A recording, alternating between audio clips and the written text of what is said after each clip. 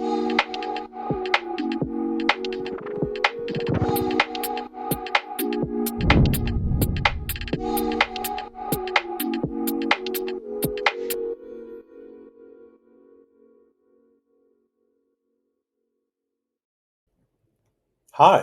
and welcome to Upstream 2024. Tidelift, we're really glad you've chosen to spend time with us, and we're excited to share with you a full day of presentations on a challenging theme: unusual solutions to the usual problems. At last year's Upstream, the theme was the accidental supply chain. A lot of great talks about this very unsettled and sometimes unsettling question of whether or not open source is a supply chain. The through line of all those talks, the complexity and size of what open source is, and what open source has been asked to undertake here in the 2020s. Over and over again, the supply chain metaphor was most helpful when it helped people attending the conference grasp the size of open source, how big it has become. And that metaphor was most unhelpful when it obscured that complexity, when the simple building blocks of a traditional supply chain didn't quite match what we do here in open source. And that brings us to today because it is exactly this complexity and size that presents us with the usual problem. So, if we're going to be talking about it all day, I should probably define what is the usual problem. As I see it, the usual problem is that complexity and size have made it extremely hard for us to grapple with the deep challenges of maintaining our software infrastructure. That shows up in all kinds of ways, but most notably, of course, security. We can use metaphors to help us, like supply chain last year, and as you'll hear over and over again today, infrastructure as a guiding metaphor. But the metaphors can only help us so much. At some point, they tend to break. And when they break badly, because they give us the wrong intuitions in trying to figure out how to deal with the problems that we have. So instead, we have to go deep. In the next section of the talk, I'll share some of what we know about the different aspects of the usual problem and how today's speakers will help us explore them. First, I should say the usual problem didn't happen overnight, and it didn't happen on purpose. We built this Tower of Babel with joy. No one stood around saying, you know what we really need? 5,000 dependencies. What they said on the commercial side, on the enterprise side, was, we should really try to please our customers, and they want a lot of features. Or on the maintainer side, we said, what we really want, what we really need, is to scratch our own itch, to build this small thing that we need. We did all these reasonable things. We gave our customers what they wanted. We built the things that we found joy in building. And then we woke up one morning with, I'm going to use another metaphor here, a digital hangover. When we were looking towards our glorious future, the pile of code with amazing functionality, all at very low cost, looked really spectacular. Honestly, we frequently even romanticized it. But now that we're looking at that same pile of code in the rearview mirror, it looks a lot less like an amazing tower, a modern office building, and more like a decrepit country manor, slowly decaying and incredibly costly to keep up. In other words, the usual problem is a classic collective action problem. It results from a lot of individually very reasonable decisions, which compounded into a size none of us could fully have predicted when we started down this road. As a result, we have costs none of us could fully have predicted either. It's worth then saying that the usual problem is not a glamorous problem.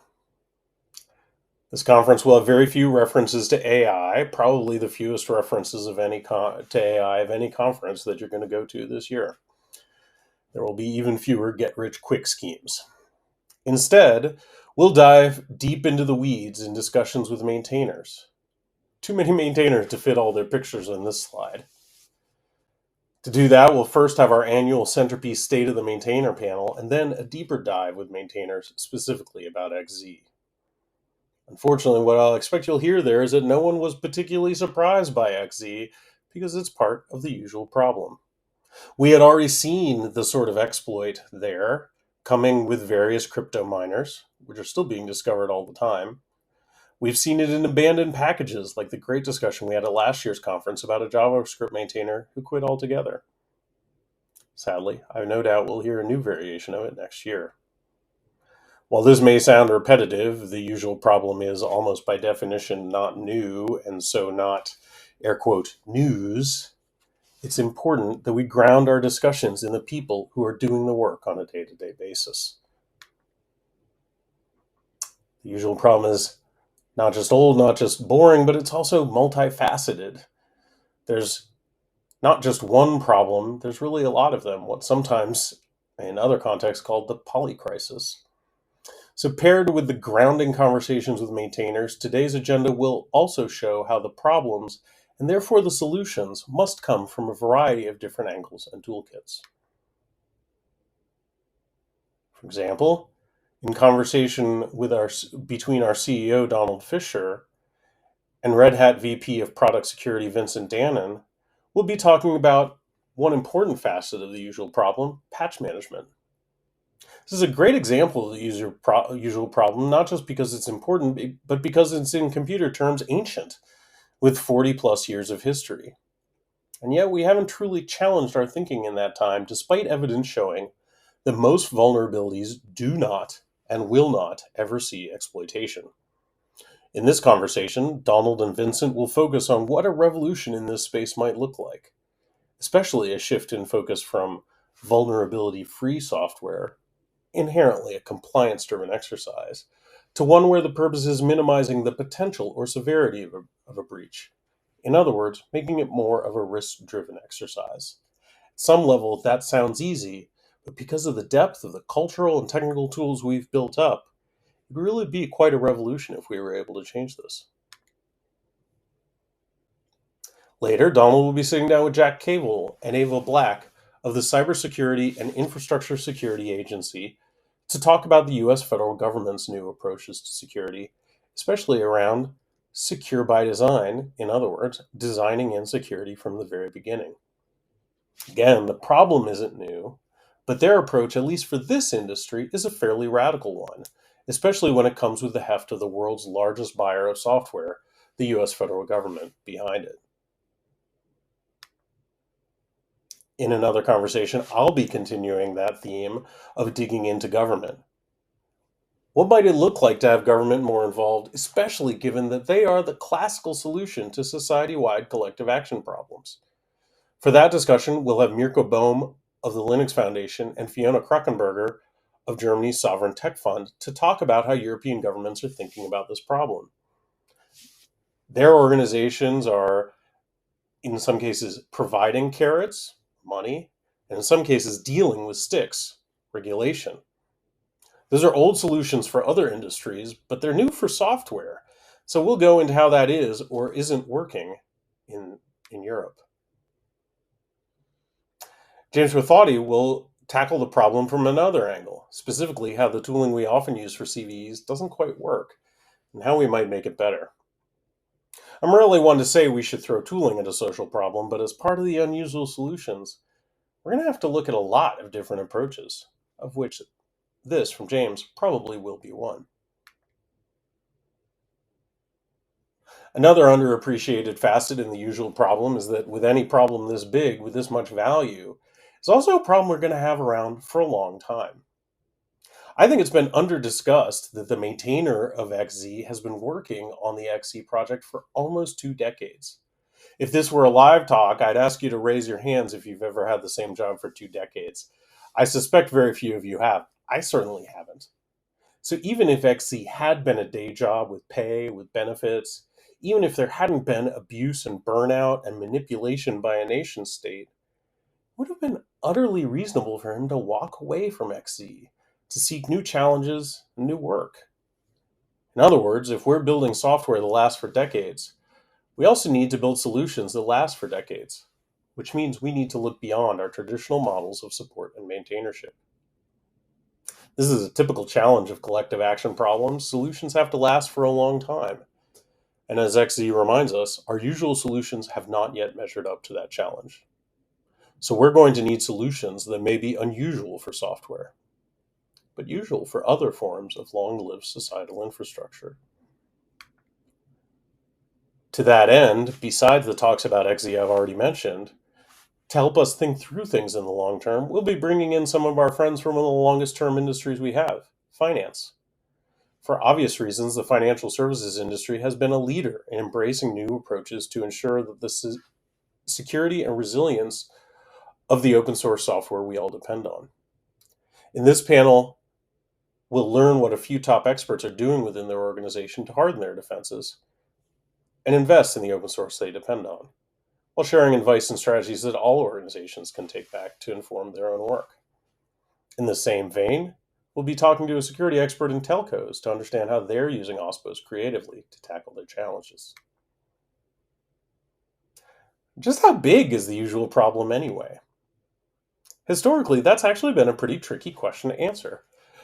So after my talk just now, we'll start today's conference with an interview with Professor Frank Nagel of the Harvard Business School about his recent co-authored work on the value of open source. I'm going to say this to you now, and I'll say it to you again at the beginning of that interview, because the first time you hear it, if you haven't already, you'll probably think I've made a mistake. The value of open source that Professor Nagel and his team and co-authors came up with was $11 trillion. Not billion with a B, trillion with a T. That number is so huge that it almost boggles the imagination. And yet it might even be an undercount, since it doesn't really include two of the most complex pieces of open source, the Linux kernel and the web browser. This is a number of value on par with things like our highways and our electrical grid. And as every Californian like me knows, doing upkeep on our electrical grid is really important, really expensive. So this research, as I'll discuss with Professor Nagel, is critical to understanding both the benefits of open and the scope of the challenge before us. I've talked enough about the problem.